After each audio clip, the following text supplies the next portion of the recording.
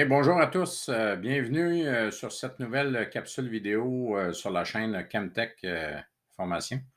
Donc, aujourd'hui, je vais vous parler d'un sujet qui me questionne depuis plusieurs années, tout ça, et puis j'aimerais avoir votre avis, savoir ce que vous en pensez, tout ça, et tout ça. Alors, sans plus tarder, je vous explique le sujet de la capsule d'aujourd'hui. C'est par rapport à la formation, vous en doutez bien, hein, Chemtech Formation, mais la formation obligatoire de base que j'aimerais vous parler. C'est-à-dire que actuellement, au Québec, il n'existe aucune réglementation par rapport à la formation nécessaire qu'une personne doit avoir pour exercer le métier de mécanicien ou mécanicienne automobile, véhicule lourd, machinerie lourde, peu importe.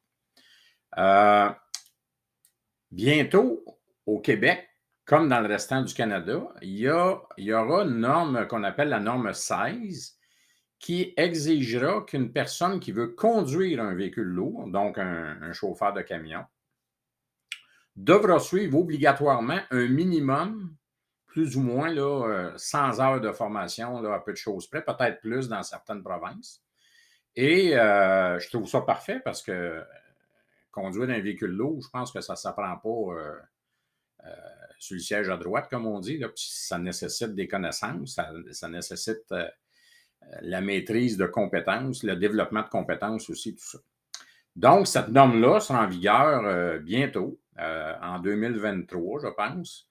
Et toute personne qui veut conduire un véhicule lourd, parce qu'actuellement, si je veux conduire un véhicule lourd, ben, j'ai le droit d'aller passer l'examen théorique à la SAC, qui va me donner mon permis temporaire si je réussis l'examen théorique.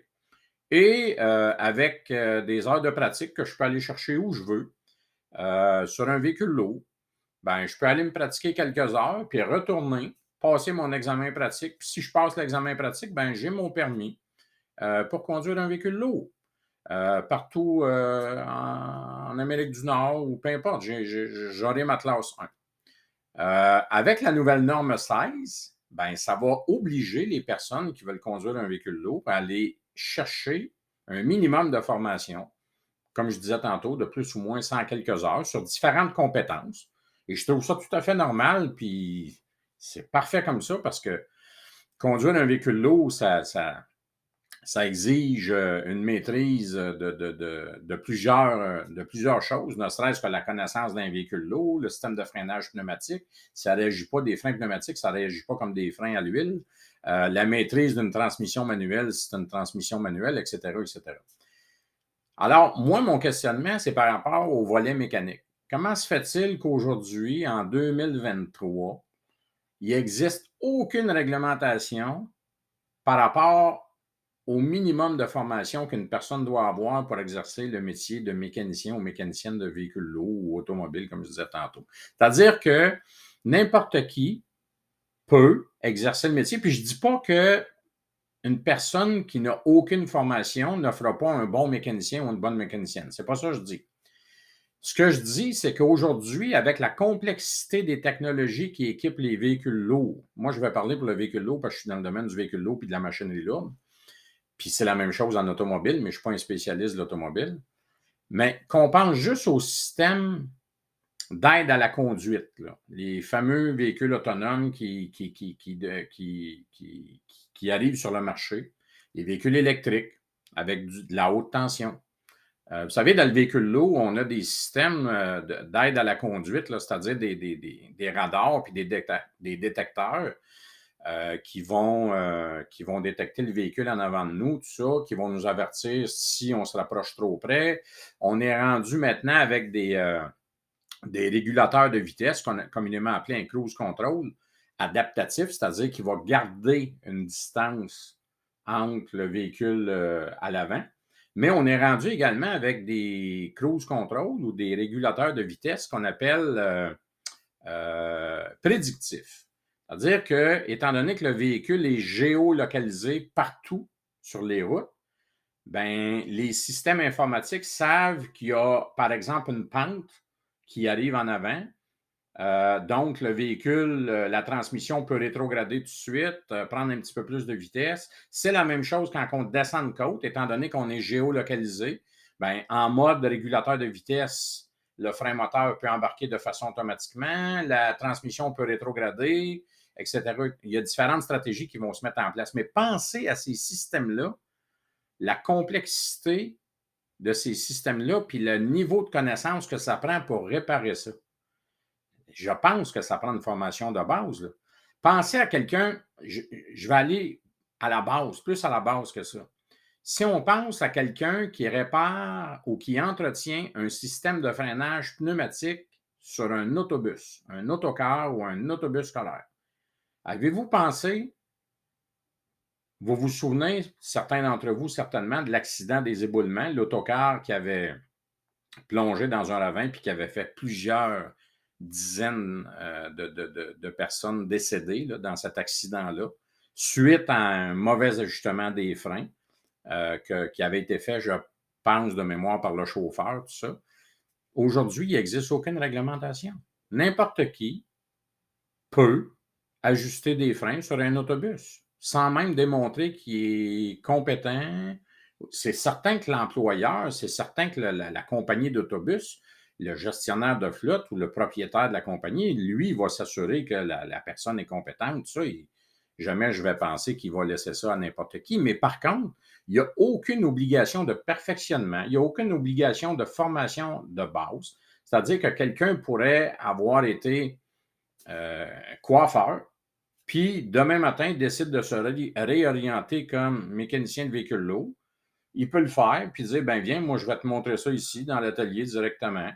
C'est comme ça qu'on ajuste ça, patati patata. Puis de fil en aiguille, ben on devient mécanicien, puis on touche à tout. Puis là, je ne vous parle pas des systèmes anti-pollution qui sont assez complexes, des systèmes de climatisation, des systèmes de réseautique maintenant sur les véhicules. Vous savez qu'aujourd'hui, un véhicule lourd, on compte plusieurs ordinateurs sur un même véhicule, puis tous ces ordinateurs-là communiquent ensemble. Donc, ça prend, selon moi, un minimum de connaissances et de compétences pour être capable de réparer ces véhicules-là. Puis, n'oubliez pas que quand vous envoyez votre véhicule à l'atelier mécanique, vous vous attendez à ce que votre véhicule soit réparé correctement, selon les règles de l'art, puis dans un temps raisonnable, parce que le taux horaire dans un atelier mécanique, c'est plus de 100 de l'heure pour les clients. Puis là, je parle d'un véhicule lourd, mais automobile aussi. Dernièrement, j'ai envoyé mon véhicule en réparation là, pour un rappel du concessionnaire. Puis c'était marqué dans l'automobile, taux horaire, 129 de l'heure. Alors, c'est certain qu'un concessionnaire va former ses mécaniciens. Il n'y a pas le choix parce que il est à l'avant-garde des technologies, puis il doit assumer les garanties, tout ça. Mais là, je vous parle plus des flottes de transport privé, des garages privés, tout ça. Puis en plus, ces ateliers-là travaillent fort. Ils ont de la difficulté à avoir accès à l'information en plus. Ça, c'est un autre débat.